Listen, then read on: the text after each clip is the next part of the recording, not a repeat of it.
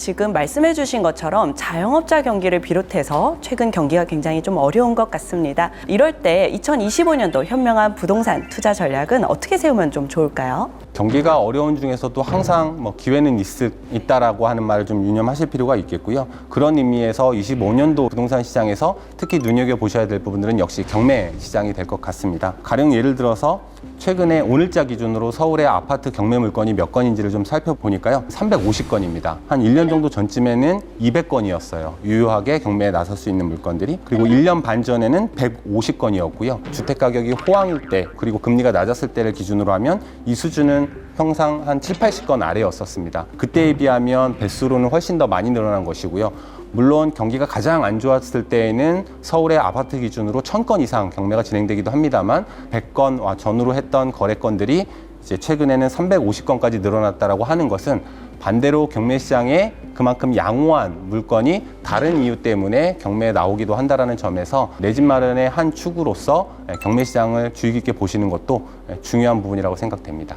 그럼 내년도 부동산 시장을 바라보는 데 있어서 주의할 점은 없을까요? 23년도와 24년도에 지켜봐왔던 것처럼 시장이 단순히 예측하는 것처럼 부동산 시장 역시 그 예측 그대로 흘러가지 않는다라는 측면, 이것을 투자자 입장에서 혹은 내 집 마련을 하시려는 분들 입장에서 놓고 보면 가장 중요한 건 시장 그 자체가 아니라 본인의 내구력, 얼마만큼 버틸 수 있는지에 대한 것들을 스스로 가늠해봐야 하는 부분들이 가장 중요하다고 할 수 있겠습니다.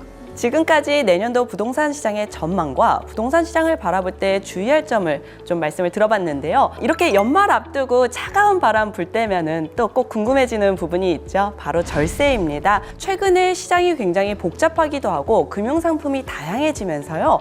이 세후 투자 수익률에 관심을 가지는 분들이 많이 늘어나신 것 같습니다. 이정옥 전문위원님께 질문 드려보려고 하는데요. 일반 투자자분들이 보다 손쉽게 실행할 수 있는 절세 투자 전략 어떤 게 있을까요? 네, 올해는 국내 시장이 상당히 혼란스러웠었는데요. 사실 세법 개정에 관한 이슈가 그 혼란을 가중시키는 한 해가 아니었나 싶습니다. 지금은 불확실성이 어느 정도 배제되기는 했지만 지금 얼마 남지 않은 시간에 뭘 할 수 있을까 고민들이 많이 있으신데요. 실제로 지금 이 시간이 절세에 있어서는 가장 중요한 시간입니다. 우리나라의 개인 투자자의 소득세 같은 경우에는 다음해 5월 달에 신고 납부를 진행하기는 하지만 보통 1월 1일부터 12월 31일을 과세 기간이라고 해서 1년을 기준으로 해서 소득세가 계산이 됩니다. 그렇기 때문에 지금 시점에는 본인이 보유하고 있는 주식이나 유가증권 그리고 상품 투자에 대한 실적을 분석을 해 보셔야 되는데요. 예를 들어서 올해 해외 주식을 매도하셔서 수익을 실현하셨다면 거기에 대한 세금에 대한 절세 전략에 대해서 접근을 해 보셔야 됩니다.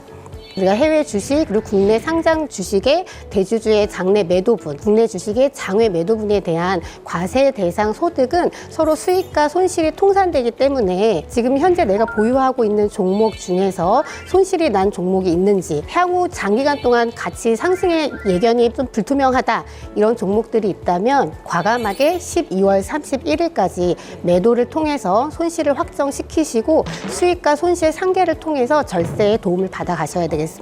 지금 말씀 주신 내용이 그러니까 수익과 손실을 상계한다. 수익 손실 통산에 대해서 말씀을 주신 것 같은데요. 이런 거래를 할 때 유의할 점은 없을까요? 두 가지가 있으신데요. 우리가 주식 양도 소득세의 경우에는 과세 대상 소득의 통산이기 때문에 지금 현재 배당 소득으로 과세하고 있는 국내 상장 ETF의 매매 차손이라던가 비과세가 적용되고 있는 소액주주의 국내 상장 주식 장내 매도분은 통산 대상에 해당되지 않습니다. 그렇기 때문에 우리가 해외 주식을 매도하셔서 수익이 났는데 내가 지금 현재 보유하고 있는 가치가 많이 하락되어 있는 종목이 소액 주주로서의 국내 상장 주식밖에 없다면 장 내에서 매도하실 게 아니라 개인 간의 교환이나 개인 간의 양수도 거래를 통해서 장 외 거래화 하셔서 수익 통산에 활용을 하셔야 되겠습니다. 그리고 두 번째는 매도 기간에 대한 부분인데요. 우리가 실질적으로 12월 31일까지 실현된 손익의 통산이기 때문에 우리가 보통 매도를 하시게 되면 해외 주식 같은 경우에 결제까지의 기간이 꽤 많이 드는데요. 우리가 12월 31일까지 결제가 완료된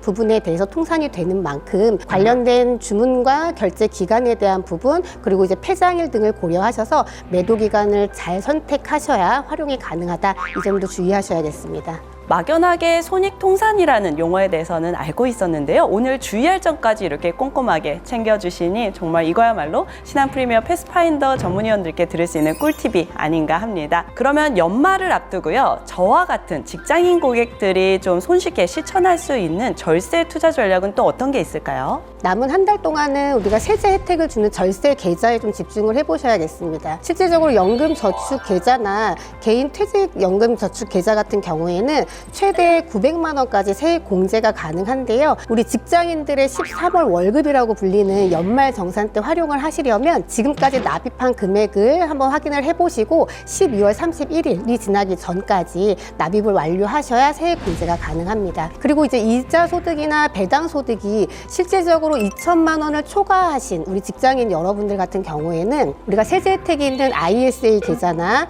부동산 공모 리스 펀드, 비과세 종합저축계좌처럼 세제 혜택을 주는 그런 절세 계좌들에 향후 3년간 가입이 제한되시기 때문에 올해가 지나기 전에 꼼꼼히 확인해 보시고 가입 여부에 따라서 다시 가입을 하시는 것도 절세에 도달하는 길이라고 할 수 있겠습니다. 지금까지 미 대선 이후 금융시장에 끼칠 변화와 외환시장, 부동산, 그리고 현명한 절세 투자 전략까지 알아보았는데요.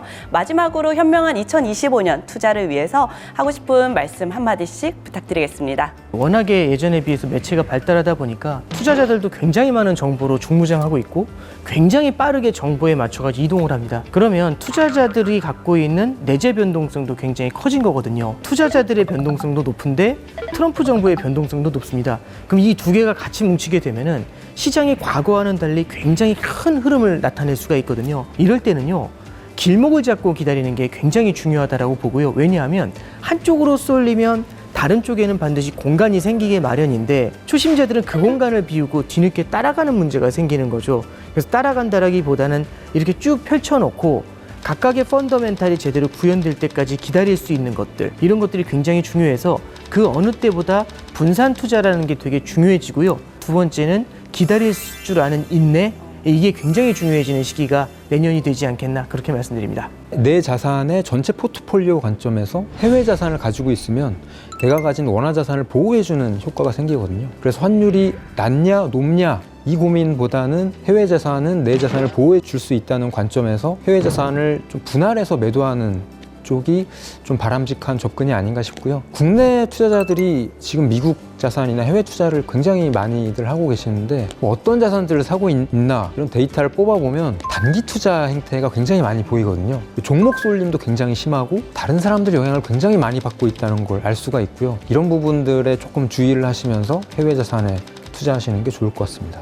생애 주기 전반적으로 자산 배분이 되게 중요해진 시점인데요. 실제로 퇴직을 하고 난 이후에 자산 운용이라던가 아니면 내가 그동안 읽어놓은 내 자산이 상속, 증여 이 이슈에서도 세무 이슈가 빠질 수가 없는데요. 의사결정을 하시기 전에 세무 상담을 먼저 전문가와 상담을 진행을 하시고 실질적으로 분석을 하시고 나서 실행을 하신다고 하면 실수를 줄이고 절세로 가는 지름길이 될 수 있겠다 이렇게 말씀드리고 싶습니다. 논어 자한편에 나오는 얘기입니다. 지자불혹, 인자불우, 용자불구라는 말이 있습니다. 현명한 사람은 현혹되지 않고 어진 사람은 미리 근심하지 않으면서 용감한 사람은 무조건 두려워하지도 않는다 이런 말입니다. 25년도에 부동산 시장하고 관련해서는 이 세 개의 말들 중에서도 용자불구라는 말을 같이 유념을 해두시면 좋겠다 이렇게 말씀드리겠습니다. 저희 신한 프리미어 패스파인더는 2025년도에도 시청자분들의 현명한 투자를 위해서 노력하겠습니다. 이상으로 마치겠습니다. 감사합니다.